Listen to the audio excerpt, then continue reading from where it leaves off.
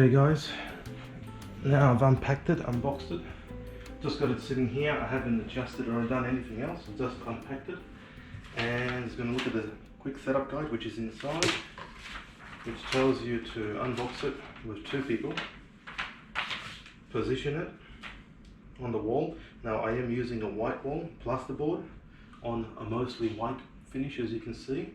I haven't got a screen yet, maybe get one in the future depending on how it looks. So first of all, it says to turn it on, connect the power.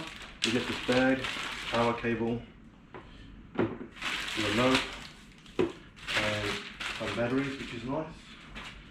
So plug the batteries in, I'll put them in.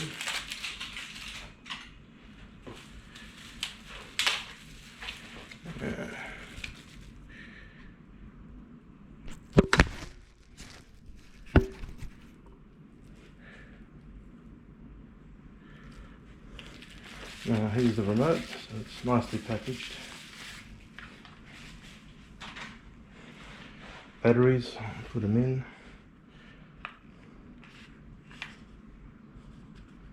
Oh yeah, the whole thing slides open. Oh okay, the whole bottom section comes out. Let's put these in. They give you some strange Korean batteries that I've never seen before. Okay. Slide this back in. There you go. So maybe put a bit of detail on the remote. Feels nice, plastic, but nice kind of heavy feel to it. Looks like it's got a microphone button, some kind of options, 1, 2, 3, wheel here, home, back, up and down for volume and channel possibly. So yeah, quite nice, sort of curved finish, but yeah, feels good, not too light, but would be nice if it was metal or a bit more solid, but not too bad. Alright, let's continue with the video of the setup. So then it says to position it and plug it in. Alright, so let's do that. So this is my first time doing this. What you're seeing is me doing it for the first time after I've just come back from the shops. Let's plug it in. Now we just moved into this house, so I don't actually have anything connected here. As you can see, I've got a Yamaha surround sound system which is not connected as yet. So we're just going to be using the speakers on the Samsung Premiere, and nothing else here is set up. It's just an empty room pretty much, with the TV cabinet that I have repurposed from a previous place. Let's have a look.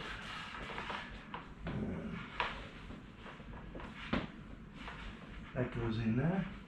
Turn that off. Okay, that's on. Now it is sitting on the edge, as I showed in a previous video. I've got the legs almost at the end, so I'm extending it as far as possible, as far as I can. Now I'm going to have to push this cabinet out to get 120 inch, and later on I'm actually going to extend the cabinet just for the Premiere there. Alright, well the lights are on, very bright in here, 4 down lights. I will try and turn it on and see what happens. Okay, power is on. Let's see.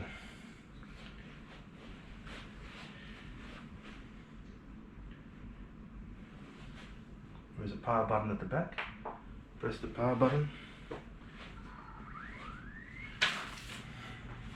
You can hear it spin up. You can just slightly hear the sound of the fans. Oh, and there we go. Starts up. And you can see the screen up here on this white wall, which even with these downlights, there you go, there's 2 downlights right there, very strong ones, and 2 more here. So the room, as you can see, is very well lit. It still looks quite bright, and if you're wondering what those what that masking tape is on the wall, I was measuring where the screen would be if it was 120 inch. So I'm going to be removing those obviously. But that's just a quick video on how you turn it on and set it up, and this is the first screen you see. So I'll quickly run you through the setup and then we'll start playing with it. Okay, so we've connected and turned it on, set up the remote as you could see previously, and now it's come up with this screen.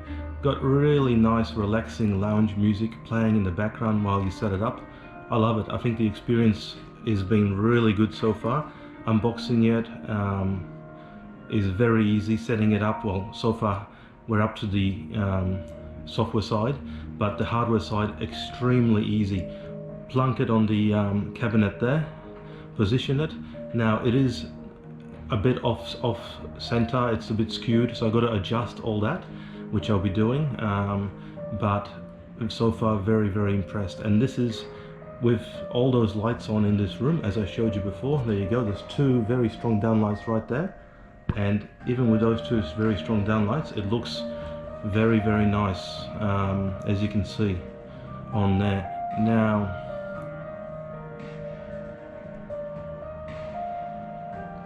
when I first connected it off camera, it asked me to select the language. I pressed a button to go down on here, and the remote actually didn't do anything. There's a little circle that came up on top, and it was connecting and pairing the remote automatically. So it must be in some pairing mode without any user interaction. All you have to do is press a button on the remote and it will automatically pair it to this projector, and now it's paired, and as you can see, very responsive. And the buttons do have a very nice tactile feel, and listen. Very nice tactile feel to it. Feels really good. Okay, so I'll run through the software setup, but let's first try and see if I can get the screen a bit more straight and even on this wall.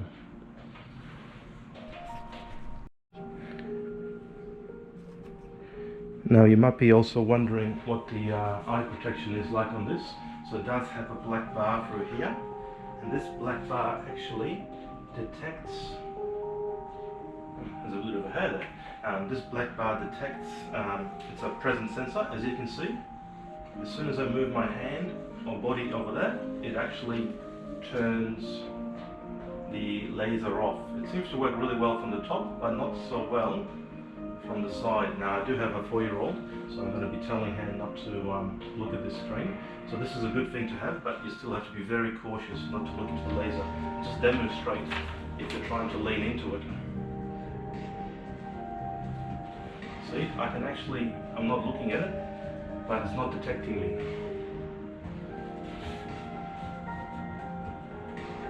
So the laser protection is not as good as it could be, I think, for the eyes. So you have to be careful with that. Okay, so let's try and get this screen straight on the wall by moving it around. There you go. So if I move it to the left, you can see it skew. And if I move it to the right, you can see it also skew to the left and right. And these two bottom feet can be adjusted to adjust the angle, I guess you could say.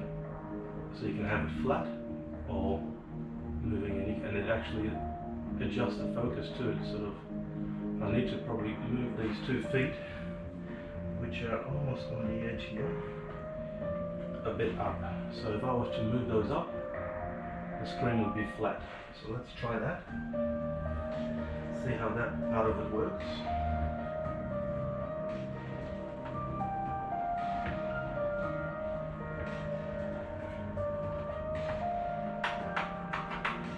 Reasonably easy to adjust. Just turn them anti-clockwise, and as you can see, it's sort of already getting better.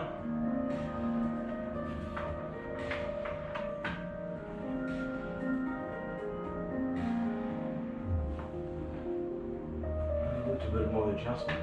It'd be nice if it had automatic keystone adjustment.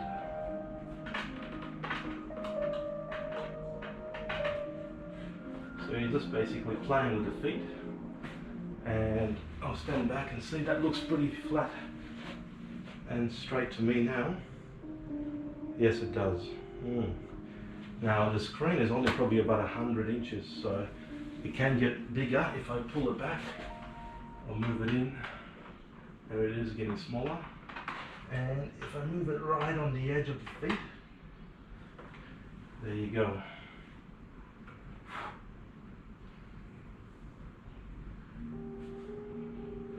Alright, so for my testing now, because my cabinet is not far back enough from the wall, I'll have to settle for this size screen, which looks super sharp. And later, when I extend this TV unit, I'll bring it back and try and get 120 inches out of it. Now, finally, before we move on to the software setup, I'll turn the lights off so you can see what it looks like at night.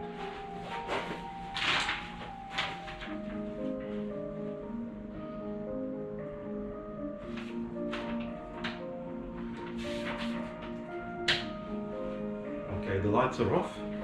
The room is pretty dark. There is still a bit of ambient light coming from the hallway, and as you can see, this is on a white plasterboard wall, painted white, and to me it looks pretty good. Of course, the blacks are not going to be as black as a proper LCD or OLED TV. Well, nothing compares to OLED, but still, that's quite black.